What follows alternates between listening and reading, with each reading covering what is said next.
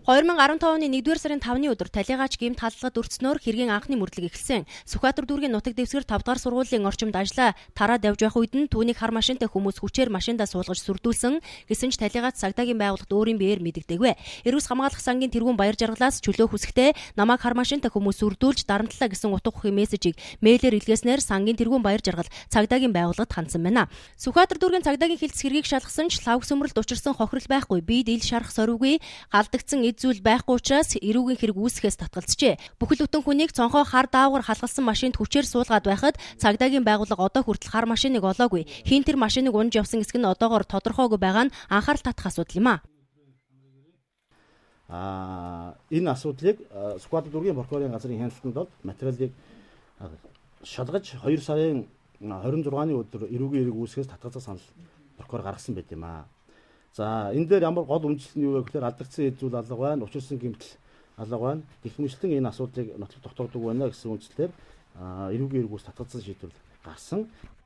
Халдлагад өртсөн гэх 2 дахь тохиолдол бүр сонирхолтой. Гүрэн тус газраа зүсүүлсэн гэсэн боловч тэр үед мөн цагдаад хандалгүй гэмтэлд очиж шархаа үзүүлээд хуйн эмнэлэгт үргэлжлүүлэн хэвтэн эмчлүүлсэн байна. Хамгийн сүүлд 2015 оны 11-р сарын 5-ны өдөр гэрээсээ гараад алга болсон. 11-р сарын 11-ний өдөр Хөвсгөл нуурын 4 метрийн гүнээс түүний цогцыг илрүүлжээ. Хэргийн газрын үзэлгээр дараах нотлох баримтуудыг илрүүлж баталгаажуулсан байна.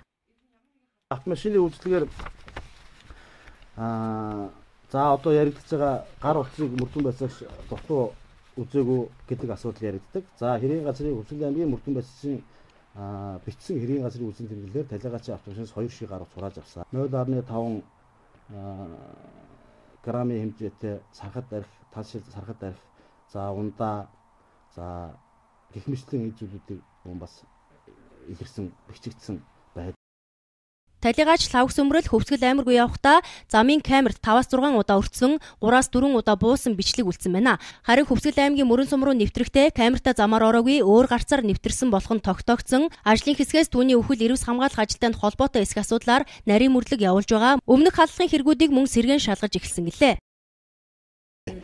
Яг ярьсан гол асуудал бол энэ хэрэг бол үнэхээр анхаарал татсан хэрэг байна.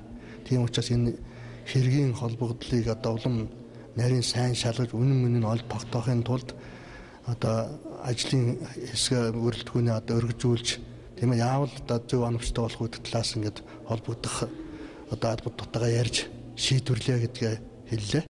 Лав сөмрөл агсны хэргийг хурдан хугацаанд илрүүлж өгөхийг олон улсын байгаль хамгаалагчдын нийгэмлэгээс хүссэн 29 судлаач эрдэмтэд манай улсын эрх баригчдад гар үсэг бүхий захидлыг талигаачийн өхлийн шалтгааныг үнэн мөнөөр нь тодорхойлж лав сөмрөл агсны үйл хэргийг залгуулахыг хүсээд явсан юм а.